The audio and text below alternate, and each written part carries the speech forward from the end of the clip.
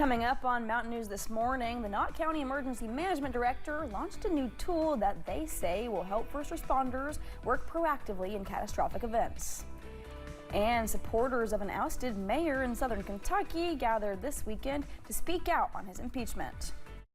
Dedicated to eastern and southern Kentucky, this is WYMT Mountain News this morning.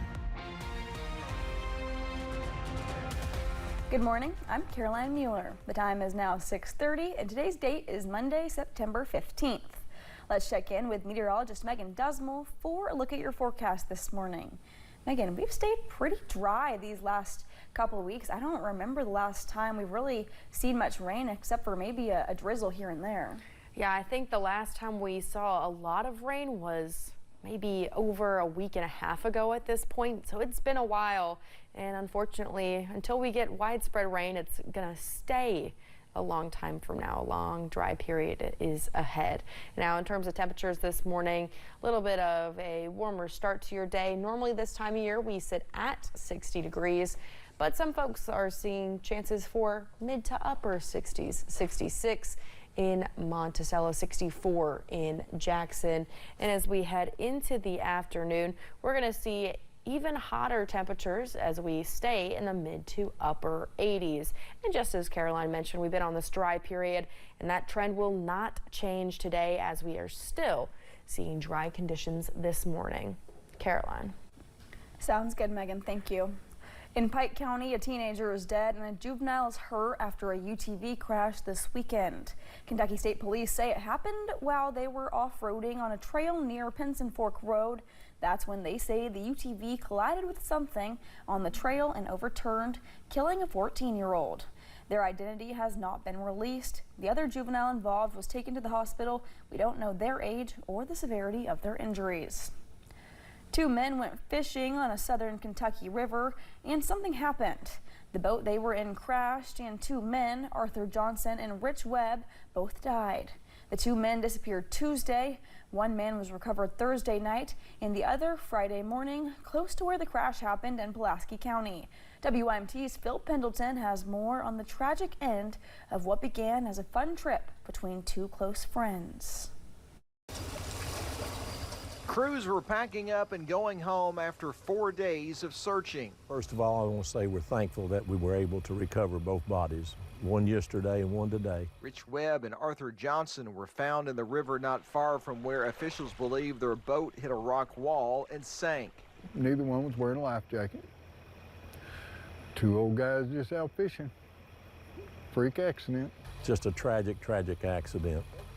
And it's sad whenever folks you know that go on to meet the Lord and their life ends here. The two men went out fishing on Tuesday, and it happened not long after they pulled out here from the Cave Creek boat ramp.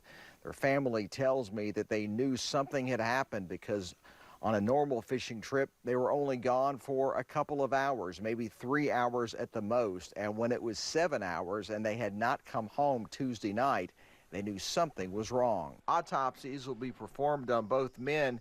It's not known exactly what caused the boat to crash. They're speculating, you know, possibly a steering cable or something broke and slung it right into the rock wall. But again, our heartfelt condolences goes out to both families of two wonderful friends that loved each other, spent their day together fishing, and it ended tragically. Funeral arrangements for both men are being handled by the Southern Oaks Funeral Home in Pulaski County. Phil Pendleton, WKYT. Numerous agencies from Pulaski, Russell, and Laurel counties assisted with the effort, including the Kentucky Department of Fish and Wildlife and Christian Aid Ministries from Tennessee. There was a lockdown at Perry County Central High School for part of the day on Friday. Officials say a student told administrators another student possibly had a weapon. No weapon was found, but officials say two students were arrested for charges not related to the threat. No other details were released. Supporters of an ousted mayor in southern Kentucky gathered this weekend to speak out on his impeachment. Former London Mayor Randall Weddle was impeached earlier this month. On Saturday, he his supporters held a rally to express their disappointment and frustration with what happened. Weddle was also in attendance. We heard from Weddle for the first time since he was removed from office. I think if you watch the way that the council has been acting in the last 8-9 months, everybody knew what was going to take place, but immediately, and that whole entire day, my heart was bleeding for our community, that we've came to this point. Weddle has filed a lawsuit against the city, claiming his impeachment hearing had no legal ground and that the city council, quote, manufactured charges against him. We also reached out to appointed Mayor Tracy Handley and the city clerk Ashley Taylor, but have not heard back. The mayor of Middlesborough posted on Facebook Friday morning about an incident he calls a childish and pitiful act. In the post, Mayor Boone Bowling says overnight a young boy went around town relieving himself. He says the Middlesborough Street Department has desanitized specific areas with bleach. He also says the entire Lincoln School Park will be cleaned by professionals. The Middlesborough Police Department has started an investigation to find the person responsible. A Taco Bell in Rockcastle County was damaged on Friday. In a post on Facebook, Mount Vernon Fire Department officials say a vehicle hit the restaurant. They posted these pictures of the damage. No serious injuries were reported. Crews were checking the structural integrity of the building. No word yet on if the restaurant opened back up. The Kentucky Transportation Cabinet is making plans for a new road in Pike County, addressing public safety concerns and infrastructure needs.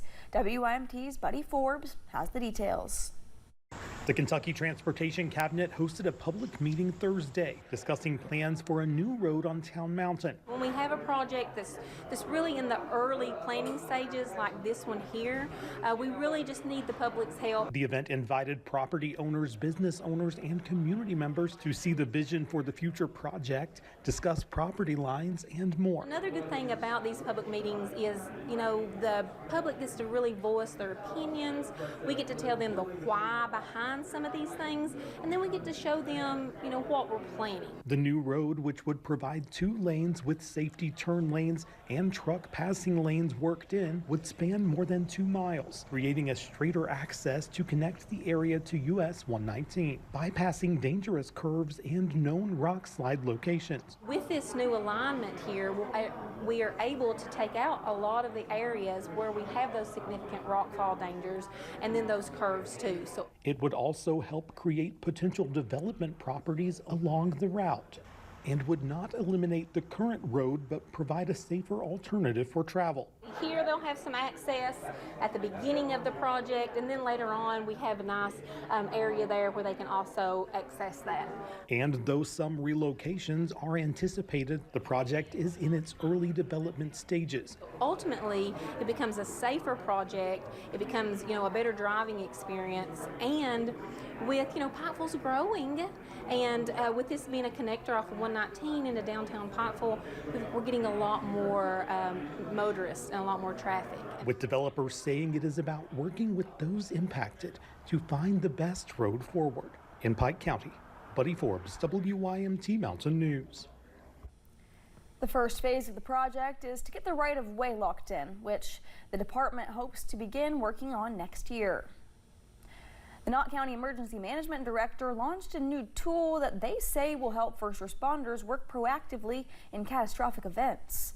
Officials say since the 2022 floods, when all communication was shut down, such as phone lines, walkie-talkies, internet, and power, they hope this form will prevent further damage and eliminate chaos so more people receive the help they need.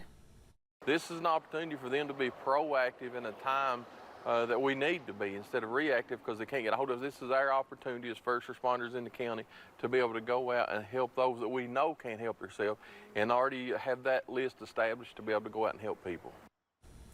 This form is specifically designed for elderly and disabled individuals. To learn more about the form, you can visit the Knott County Emergency Management Facebook page or our website, WYMT.com. The lack of rain continues to dry things out across the region, and that has some firefighters worried. Fall fire season doesn't start until October, but many counties are already under burn bans. Even if there isn't a ban where you live, Firefighters say you should still be mindful of the conditions and how you burn things. The biggest source of fire is that people are burning either yard debris or trash in burn barrels or trash in open piles, and that gets blown out when the high winds start, and those ashes and embers will start a fire. If you're going to burn, burn in a container, burn after dark or before sunrise. Lower humidity and higher winds usually come in the fall. That can create more suitable conditions for forest fires. Flu season is upon us here in the Bluegrass, and with the season just getting underway, health experts are underscoring the importance of getting your flu shot. We spoke with Woodford County Public Health Director Cassie Prather. She says while everyone benefits from the flu shot, it's extremely important for some. The people that need the flu shot the most are the young and the old and the immune compromised, because they're the most at risk for developing secondary infections or more severe symptoms. Prather says people can get their flu shots at the doctor, the pharmacy, and their local health department.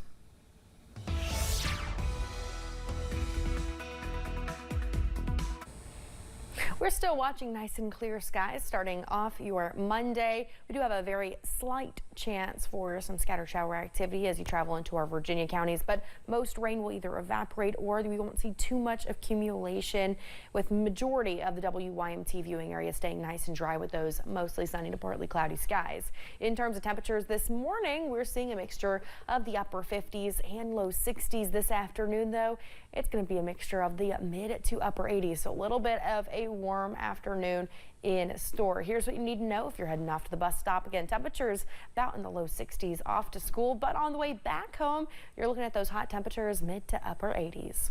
Caroline. Thank you, Megan, and thank you for joining us. The time is now 6:42. Still to come on Mountain News this morning, beef is still what's for dinner. We have the details on why record high prices aren't spoiling consumers' appetites.